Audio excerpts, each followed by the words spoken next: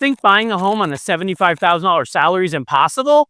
Think again. Today, I'll walk you through a real story of how one of my clients, earning just $75,000 a year, was able to close on their dream home without draining their savings and without taking on any risky mortgages or debt. I'm Robert Weinberg, and if homeownership feels out of reach, this episode is for you. Holly came to me feeling overwhelmed. At 32 years old, she had been renting for years and was finally ready to settle down into a home of her own in Bristol, Connecticut. But there was one problem. Holly wasn't really sure that her single $75,000 salary would be enough to afford the kind of home that she wanted. Her first words when she came to me were, "Rob, I don't think I make enough to qualify for the house that I want." And I'll tell you, that's a really common concern that I hear. But with the right approach, we were able to turn her dream into a reality. The first step of the process was to clarify Holly's budget. So we sat down and worked together to determine a realistic monthly payment based on her net income after taxes and after deductions.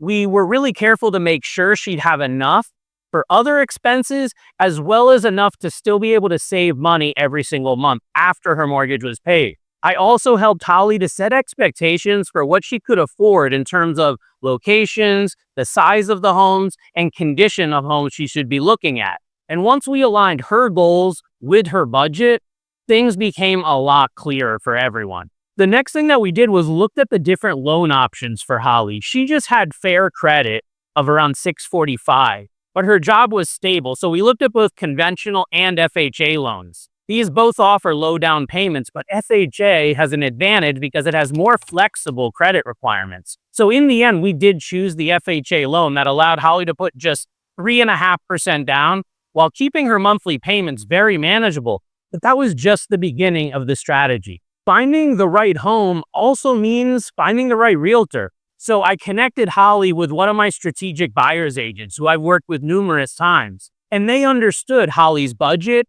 and her goals because I shared all of that with them. And having Holly's financing completely pre-approved and ready to go gave her a huge competitive edge in today's market. With her financing ready to rock, she was able to act quickly when a home came on the market and it checked all of her boxes. And being able to move quick is something that's absolutely critical in today's competitive market.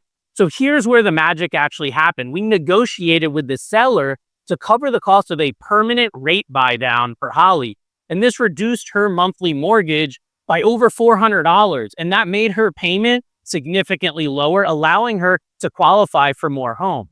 By using these seller paid credits creatively, Holly was able to bring just $10,000 to closing, less than many people think is possible for a home purchase. So why did this work for Holly? It came down to steady income, realistic goals, and smart lending strategies. By focusing on what she could afford, not just the sticker price, but the true cost of home ownership, we made her dream come true. And the best part is this approach can work for you too. Whether it's negotiating seller credits, exploring different loan programs, or finding creative ways to lower your costs, the key is preparation and guidance. So if Holly's story inspired you, let's talk.